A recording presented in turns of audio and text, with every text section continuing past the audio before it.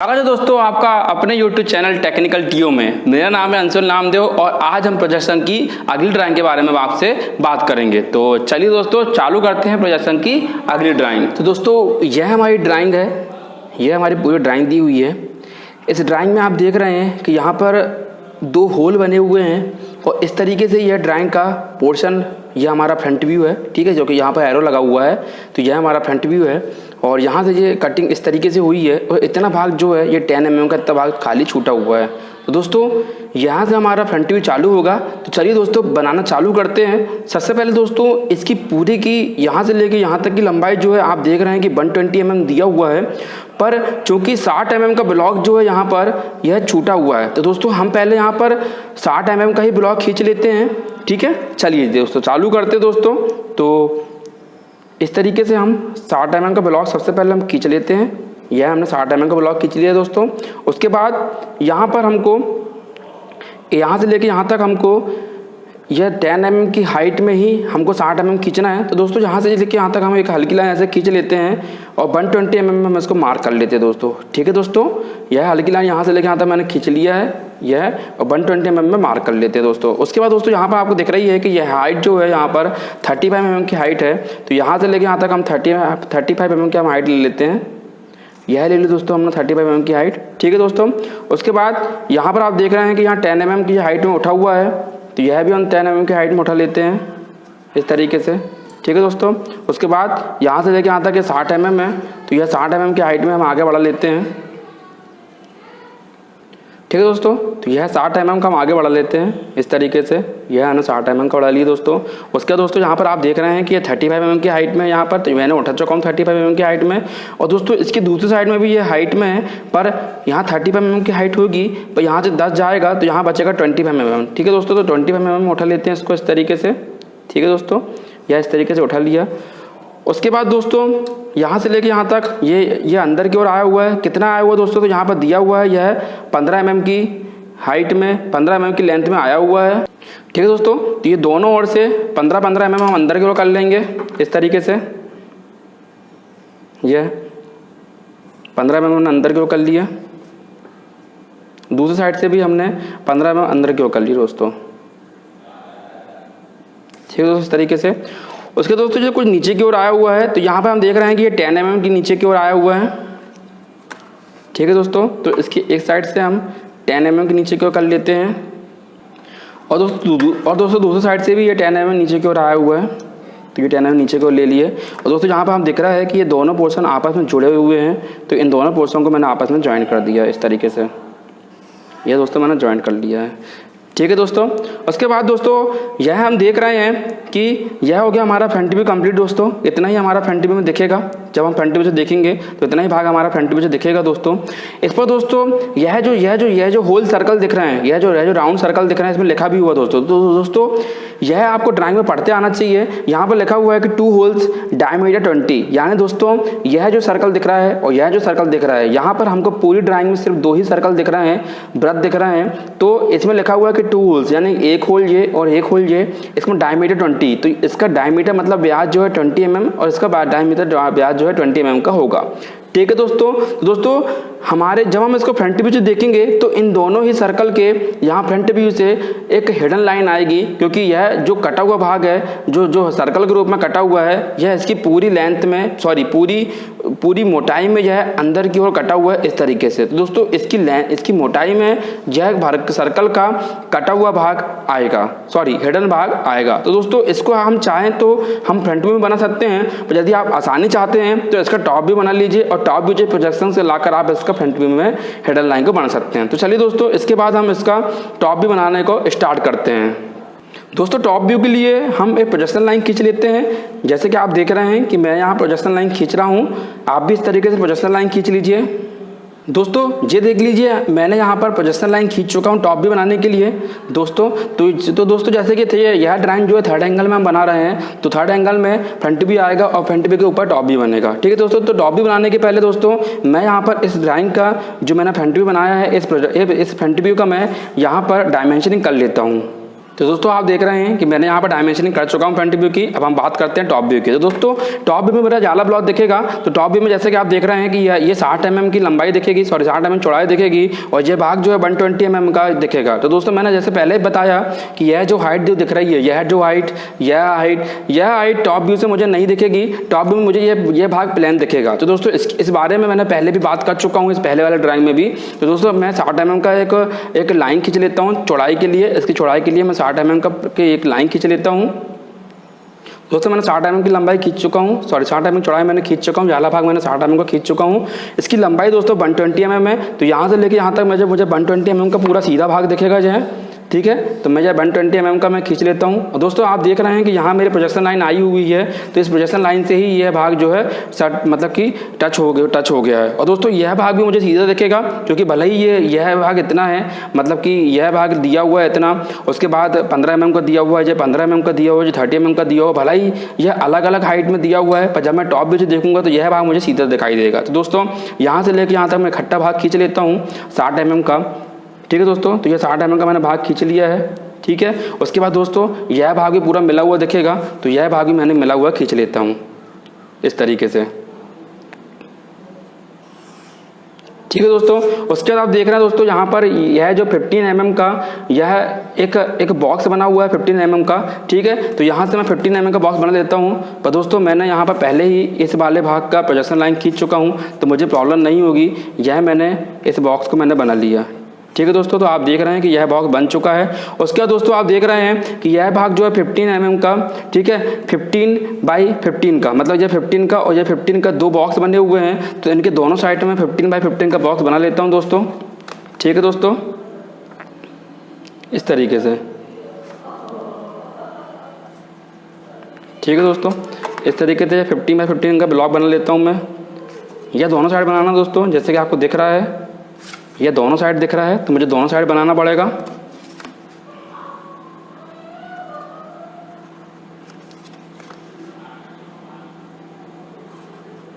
ये बन गया दोस्तों। उसके बाद दोस्तों यह मेरा टॉप व्यू लगभग बन चुका है, ठीक है दोस्तों। उसके बाद आप देख रहे हैं कि यह जो है सर्कल आएगा। तो सर्कल की जो मिडल है, मतलब जैसे कि यह राउंड सरफेस बना हुआ है, वृत्त बना हुआ है, तो इस वृत्त का कोई ना कोई सेंटर होगा। तो यह सेंटर की जो साइड दी हुई है यह 20 mm दी हुई है, मतलब यहाँ से लेके यहाँ तक जो इसकी दूरी दी हुई है 20 mm की दी हुई है। तो दोस्तों 20 mm का मैं नाप कर यहाँ पर एक मार्क कर लेता हूँ, ठीक है दोस्तों। जैसे कि आपको दिख रहा है ये 20 mm का मार्क कर लिया हूँ। और जैसे यह सेंटर जो 20 mm है, यह सर्कल का सेंटर है। तो दोस्तों मैं एक मिडिल लाइन बना लेता हूँ यहाँ पर, ठीक है। मिडिल लाइन में दोस्तों आपको यह long dash long dash long dash long, ठीक है। इस तरीके से यह आपकी मिडिल लाइन आएगी दोस्तों, कोई दिक्कत नहीं दोस्तों, आप इसको फ्रंट व्यू तक भी बना सकते हैं, ठीक है दोस्तों। इस तरीके से यह सर्कल की मिडिल लाइन आ गई, ठीक है दोस्तों। उसके बाद यह 45 mm में दूसरा सर्कल बना हुआ दोस्तों, मतलब इस दोनों सर्कल के जो बीच की बिंदु है वह 45 mm की है, ठीक है दोस्तों। तो इस मिडिल लाइन से दूसरा सर्कल बनाने के लिए 45 mm की दूरी में यहाँ से नाप लेता हूँ दोस्तों, इस तरीके से। यह 45 mm की दूरी मैंने नाप लिया है, ठीक है दोस्तों। और दूसरा वाला सर्कल के लिए मैं मिडिल लाइन ही बना लेता हूँ दोस्तों, इस तरीके से, ठीक है दोस्तों।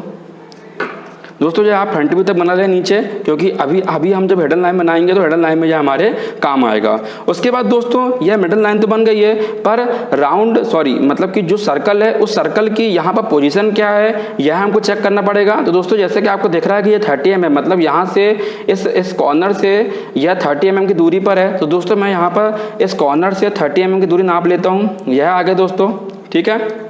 और दोस्तों जैसे कि आपको दिख रहा है कि इस वाले सरफेस की भी दूरी 30 mm ही होगी, क्योंकि यह दोनों एक ही लाइन पे बने हुए हैं, ठीक है दोस्तों। तो 30 mm में नाप लेता हूँ, ये 30 mm मैंने नाप लिया है, ठीक है दोस्तों। और दोनों में हल्की मैं एक मिडल लाइन इसमें भी और इसमें भी बना लेता हूँ। तो दोस्तों यह आ गया आपका इन दोनों सर्कल का सेंटर लाइन, ठीक है दोस्तों। अब सेंटर लाइन में जैसे कि इसका डायमीटर दिया हुआ है 20 mm में डायमीटर का मुझे बनाना है, ठीक है दोस्तों। तो यहाँ पर मैं 20 mm डायमीटर का बनाने के लिए इसको प्रकाल को मैं 20 mm व्यास का बनाना है दोस्तों। तो मुझे 10 mm की रेडियस इसमें निकालना पड़ेगा।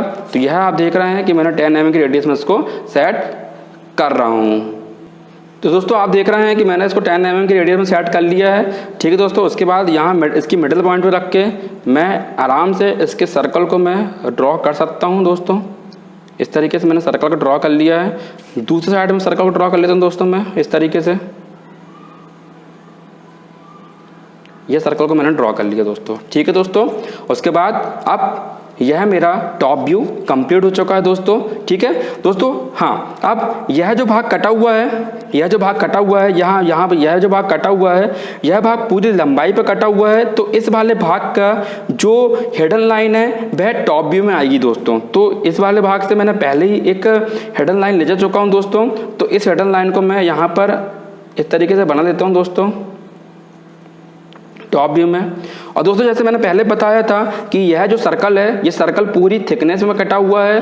ठीक है, तो इस सर्कल की जो हिडन लाइन होगी वो आपके फ्रंट व्यू में आएगी। तो दोस्तों टॉप व्यू बनाने के बाद मैंने आपको बोला था कि यह आसानी से बन जाएगा। तो दोस्तों इस वाले सर्कल से मैं यहाँ पर मैं हिडन लाइन आराम से बना सकता हूँ। ये देखिए, ये मैंने आराम से बना लिया है। इसलिए मैंने आपको कहा था कि आप पहले टॉप व्यू बना लीजिए, उसके बाद हम आसानी से उसको बना सकते हैं। तो दोस्तों यह मोटाई में मैंने हिडन लाइन बना लिया है। इसी प्रकार इस सर्कल की भी मैं मोटाई में, ठीक है, जितने mm मोटाई में इसको बनाना है मैं आसानी से मैं बना सकता हूं दोस्तों।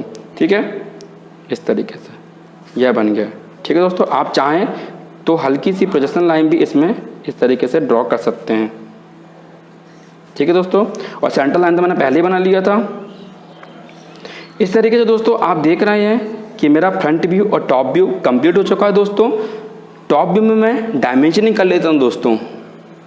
मैं यहाँ पर आपको सर्कल की डायमेंशनिंग करना बता रहा हूँ। इस तरीके से आप इसकी डायमेंशनिंग कर सकते हैं। ठीक है, यह दोनों ओर आपको एरो हेड लगाना है। उसके बाद यहाँ ऊपर की ओर आपको इस तरीके से एक एक्सटेंशन लाइन लीडर रेखा खींचना है। ठीक है, और उसके बाद जैसे कि इसमें लिखा हुआ है, तो आप भी यहाँ पर चाहें तो इन दोनों होल की इकट्ठी आप डायमेंशनिंग कर सकते हैं। आपको भी ऐसे लिखना है कि 2 होल्स। ठीक है दोस्तों, 2 होल्स और डायमीटर, या तो आपको डायमीटर लिखना, डायमीटर लिख दीजिए, या तो आप ये डायमीटर का सिंबल होता है इस तरीके से इसको लिख सकते हैं। तो यह समझ जाएगा कि आपने यहाँ पर 2 होल्स है और डायमीटर 20, मतलब इनका व्यास जो है 20 mm का। तो दोस्तों इस तरीके से यह मैंने डायमेंशनिंग पूरी कर चुका है। ठीक है, आप चाहें तो इसको पूरी तरीके से यहाँ पर लंबाई भी बता सकते हैं, पर हमने यहाँ पर फ्रंट में बता चुके हैं तो कोई आवश्यकता नहीं है दोस्तों। उसके बाद अब हम बात करते हैं यहाँ पर साइड व्यू की। तो दोस्तों साइड व्यू में ये वाला ब्लॉक जो है मेरा राइट हैंड साइड व्यू है। तो दोस्तों थर्ड एंगल में right hand side view right hand side में बनेगा। तो दोस्तों इसके लिए मैं सबसे पहले यहाँ पर एक प्रोजेक्शन लाइन को खींच लेता हूँ फ्रंट व्यू से।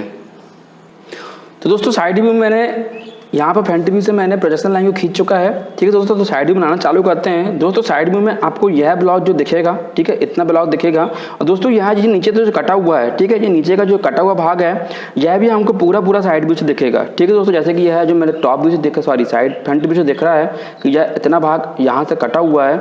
यह भाग जब मैं साइड व्यू से देखूंगा तो मुझे पूरा भाग यहाँ पर साइड व्यू में एक पट्टी के रूप में यहाँ पर इस तरीके से दिखेगा। ठीक है दोस्तों, तो जैसे कि इसकी चौड़ाई है 60 mm की चौड़ाई है, तो यहाँ 60 mm चौड़ाई में मैं पहले खींच लेता हूँ यहाँ पर इस तरीके से। यह 60 mm चौड़ाई मैंने खींच लिया है दोस्तों। ठीक है, उसके बाद दोस्तों यहाँ पर आपको हाइट जो है 35 mm की दी हुई है। तो ये 35 mm की हाइट पूरी आएगी यहाँ पर दोस्तों। ठीक है, और मैंने प्रोजेक्शन लाइन भी पहले खींच चुका है। तो ये 35 mm की पूरी हाइट आ जाएगी दोस्तों यहाँ पर इस तरीके से। ठीक है दोस्तों, दूसरे साइड भी 35 mm की हाइट दी हुई है दोस्तों। ये 35 mm की हाइट यहाँ पर है, तो यहाँ पर भी 35 mm की हाइट आएगी दोस्तों। ठीक है दोस्तों, तो ये 35 mm की हाइट मैंने खींच लिया है इस तरीके से। ठीक है दोस्तों, उसके बाद यह जो चौड़ाई है यह 15 mm की दी हुई है। तो यहाँ 15 mm की चौड़ाई में खींच लेता हूँ इस तरीके से यह। ठीक है दोस्तों, उसके बाद यहाँ से मैं 15 mm की चौड़ाई खींच लेता हूँ यह। ठीक है दोस्तों, उसके बाद दोस्तों यहाँ पर आप देख रहे हैं कि यह 20 mm नीचे की ओर आया हुआ है। तो इसको मैं 20 mm नीचे की ओर कर लेता हूँ दोस्तों ये। ठीक है दोस्तों, ठीक है दोस्तों, उसके बाद यह दोनों आपस में मिले हुए हैं, तो इन दोनों को मैं आपस में ज्वाइन कर देता हूँ।